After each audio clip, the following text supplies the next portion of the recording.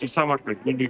აჟაშვილმა ჩვენი გუნდის ახალგაზრდა ლიდერის მიმართ ლუკა ნასტიშვილის მიმართ გამოიყენა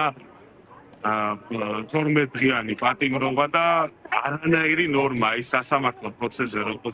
როგორც პროცედურული ნაწილი, ასევე შინაარსობრივი ნაწილი სრულად დაცლილი იყო სასამართლოს პრინციპებიდან, შეჯიბრებითობის პრინციპებიდან და ეს ახალი ამბავი არ არის. ოქმის ნაწილიც კი, ოქმიც კი შევსებული იყო სხვა თარიღით 17 რიცხვით იყო შევსებული ოქმი, ანუ არც პროცედურული ნაწილი, არც შინაარსობრივი ნაწილი ამ მიმართულებით დაცული არ იყო და ერთი მტკიცებულებაც კი არ არსებობდა, რომელიც ადასტურებდა ლუკა ნასტიშვილის მრავლეულობას, თუმცა გულიკო კაჟაშვილის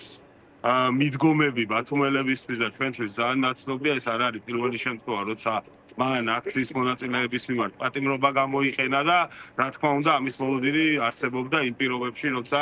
ბათუმში მოსამართლეები, რა თქმა უნდა, მხოლოდ და მხოლოდ პოლიტიკურ დაკვეთებს ასრულებენ. განსაკუთრებით იმ ფონზე იყო ეს ცხადი, როცა ჯერ კიდევ არ იყო დაწყებული პროცესი, რამდენიმე ათეული პოლიციელი იყო მოსული იმისთვის, რომ ზუსტად დაწერილი სცენარი წაეკითხა ქალბატონ გულიკოს და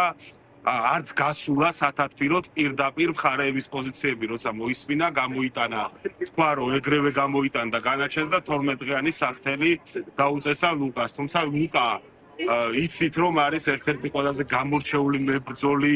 ამ რეჟიმთან გახსოვთ მისი აი ლუკა არის ადამიანი რომელსაც პირდაპირ შეისისხოცა ის რომ ამ ქვეყნის თავარი გამოწვევა და თავარი საფრთხე არის რუსეთი გახსოვთ ლუკა ჩვენ ჯერ კიდევ სკოლის ასაკში როცა ჩამოხია რუსეთის დროშა მე გვახსოვს გემის აქციები გვახსოვს ფიცის დადების ცერემონიით და ლუკა არის ადამიანი რომელიც მაქსიმალურად ცდილობს ამხილოს ეს რეჟიმი და ეს